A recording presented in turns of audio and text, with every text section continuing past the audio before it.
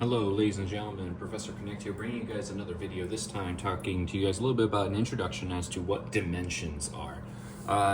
I'm talking specifically about math and physics. I'm not trying to talk about like metaphysics or anything like that, but inside of math and physics, what the heck is a dimension? And I'm going to try to explain this in a way that I think will help many more students get a basic grasp of this.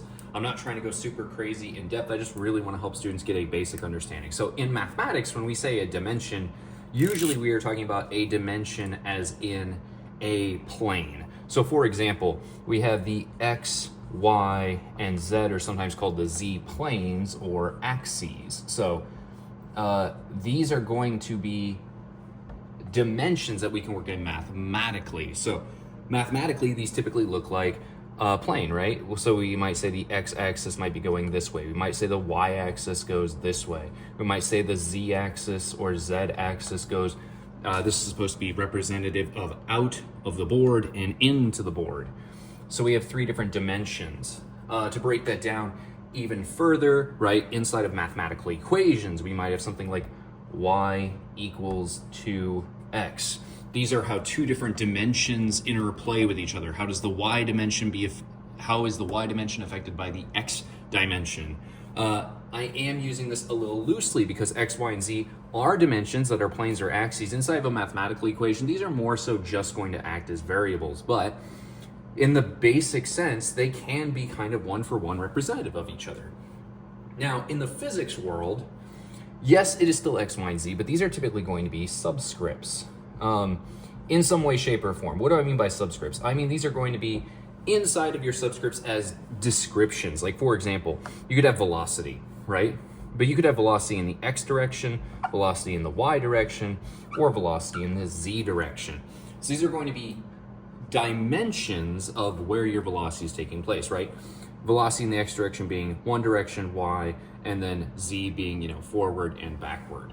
So these are different ways we can interpret these different dimensions. Now, I do want to take this one step further because in the physics world, I do need to give like a basic breakdown of what are these different types of dimensions because, right, we know what x, y, and z are, but how does that all relate? So if I say like a one-dimensional, because in physics you might talk about one-dimensional versus two-dimensional.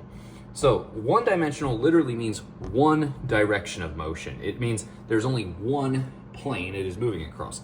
So for example, maybe it's only moving in one series of directions. It's either moving to the left or to the right, all in the same plane, meaning it cannot go up and cannot go down. This dot can only slide across the line. In two dimensions, it's going to be much more similar to in mathematics what we consider our XY plane. The dot can now move anywhere up and down or anywhere left and right. These are now two-dimensional planes. Two-dimensional planes leads to the idea inside of vectors, like vector addition. It actually leads to the idea that if I move one dimension, then I move a second dimension, I have my total displacement being from one way to the other, and this gets me two-dimensional motion. So that's in physics. Now, if I take that, one more step, right? I have now built up what is one dimension, what is two dimension. Now, I do want to talk about in general what this all means, because we talked about what those different subscripts are. But let's talk about what this means. So if I look at what this all means, keep in mind, I'm only talking about mathematically, and I'm only talking about more like geometrically. So mathematically, geometrically, physics, I'm only talking about the geometric physics, because, right, we have one-dimensional motion, two-dimensional motion, those are going to be the most common, but we live in a 3D world, which means I have both the X, Y, and Z plane, which would be coming up and down out of this same exact point. Now, how the heck does this relate to geometry? So one last connection here, trying to connect the basic ideas of math with the basic ideas of physics with some of our vector ideas. Now, I do want to connect one other thing. If you have a dot, a singular dot in space, and it does not move in any way, shape, or form, this sometimes gets called the zeroth dimension. It gets called the zeroth dimension because it is an infinitely small point and does not move at all. If that point is now allowed to move an infinite space, but only in one direction, this is where one-dimensional motion comes from. If that point is allowed to move If that point is allowed to move across any point here, so the easiest way to visualize this is take a line segment and say anywhere on this line segment, you now can move any direction up or down. This ends up creating two-dimensional geometry, two-dimensional space. And so here we go. Keep in mind, I'm only talking about space. So now I'm connecting this to like the geometric, the space, the logical side. 0 dimension means 0 movement is just a singular point. 1 dimension means a line or a line segment even. 2 dimension could be a plane. This is where I said the X, Y, and Z plane, because if you were to actually look at the X axis, it's not just a line all the time. It can be a full-blown plane or like a slice of paper.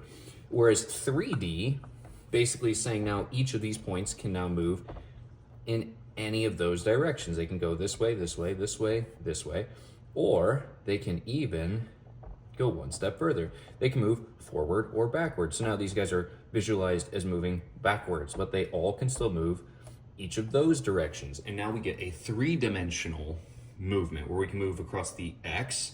Notice how now there's like 3 dimensions of motion, because one point, like if I look at this very corner, can move this way, or backwards. And that gets me all 3 of my dimensions of motion: my X, my Y, and my Z. And keep in mind, these can all be in physics defined by a specific measurement. So a velocity can be in terms of X, meaning it's only moving in one direction. Velocity can be in terms of Y, or velocity can be in terms of Z. These most of the time will be used as subscripts. I'm going to give you guys one other example of what other subscripts, because velocity is the easy one. Other ways that sometimes this may be used in physics are things like position, where I will have X. X is usually a position. So if you see X sub X, that might say the position on the X axis. This is a lot more rare. You could also have acceleration in the X direction, or acceleration in the Y direction. So these are just some basic examples for you guys. Again, I want to somehow relate the mathematical ideas behind this, because you do work with this in algebra. The physics ideas, the very basic, and then the geometric ideas. I know geometry is math, but geometric meaning spatial mathematics, which is something that oftentimes just kind of gets skimmed over. Not that it's not important, it's just the high school level and earlier math. It's not as useful to us. This is more like the visual of what's happening. So this has been Professor Connect. Hopefully this gives you guys a good introduction into the idea of what the heck a mathematical, and in physics, what a dimension actually is.